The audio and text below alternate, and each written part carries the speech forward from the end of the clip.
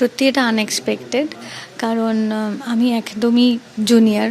ঠিক 2021-এই প্রথম আমার বিধায়ক হিসেবে আসা, এবং সেই জায়গা থেকে 2026-এ যে আমাদের সর্বোচ্চ নেতৃত্বরা আমার উপরে ভরসা রেখেছেন, আমি তার জন্য মাননীয় মুখ্যমন্ত্রী মমতা বন্দ্যোপাধ্যায় এবং অভিষেক বন্দ্যোপাধ্যায়ের কাছে অনেক অনেক কৃতজ্ঞ। এবং ধন্যবাদ আমার বিধানসভার সমস্ত মানুষদের, যারা নাগরিকরা রয়েছেন, তারা প্রতিনিয়ত যেভাবে আমার পাশে থেকেছেন, প্রত্যেকটা কাজে আমাকে উৎসাহ দিয়েছেন, নিজেদের ঘরের একজন করে নিয়েছেন সর্বোপরি বলা চলে। তাদের আশীর্বাদ ভালোবাসা নিয়েই আরও একবার তাদের এই ভরসার নিয়ে মানুষের কাছে যাওয়ার চেষ্টা করব আর কি। আমি আমাদের জননেত্রী মমতা বন্দ্যোপাধ্যায়ের কাছে ধন্যবাদ জ্ঞাপন করতে চাই, এবং আমাদের অল ইন্ডিয়া জেনারেল সেক্রেটারি অভিষেক বন্দ্যোপাধ্যায়ের কাছে ধন্যবাদ জ্ঞাপন করতে চাই যে ওনারা আমাকে এই যুদ্ধে যোগ্য মনে করেছেন। উত্তরপাড়া তথা এই বিধানসভা নির্বাচনের যে কোনো আসন থেকে যে ওনারা আমাকে যোগ্য মনে করেছেন, তার জন্য আমি ওনাদের কাছে ধন্যবাদ জানাতে চাই।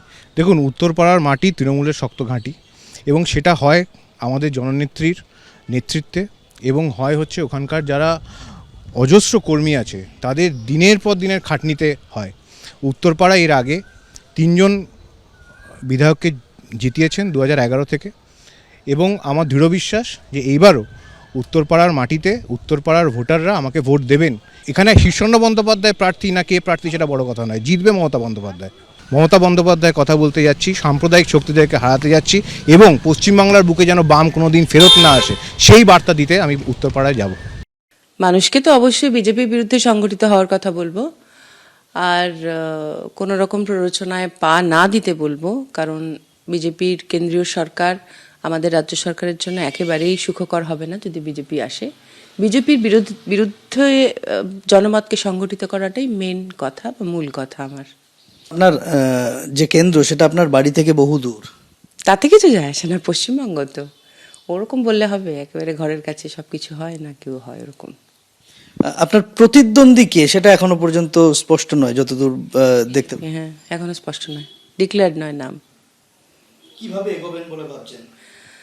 ওখানকার যারা নেতৃত্ব আছেন তাদের সাথে যোগাযোগ রাখবো, ওখানকার মানুষজনের সাথে জনসংযোগ বজায় রাখবো, যতখানি সম্ভব বজায় রাখবো।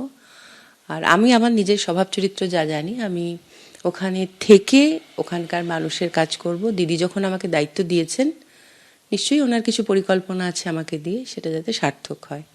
এবিপি আনন্দ, এগিয়ে থাকে, এগিয়ে রাখে।